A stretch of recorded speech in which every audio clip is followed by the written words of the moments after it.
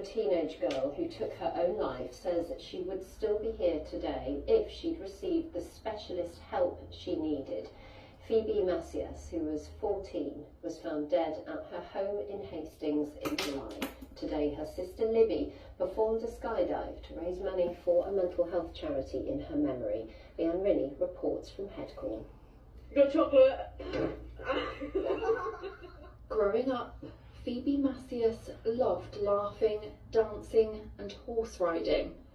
But as a teenager, she was bullied and suffered with depression.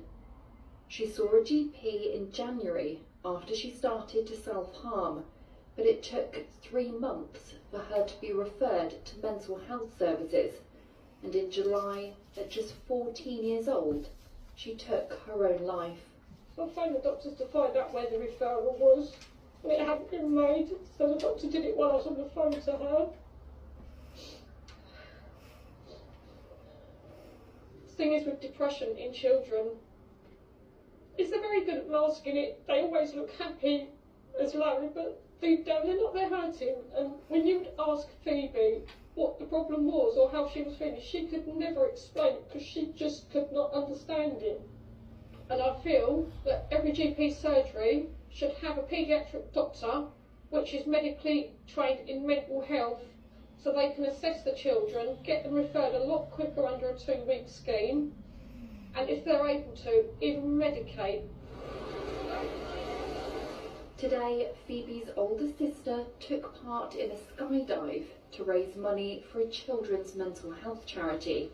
She would be you crazy sister. No, I think she would be really, really happy. She knows she was loved. She knew that deep down. She would say that, that no one loved her, no one cared about her, but we did. Everyone still does, and I want to raise awareness for kids with mental health, and I want to spread that awareness. I want to get it out because people don't share how they feel, they hide it.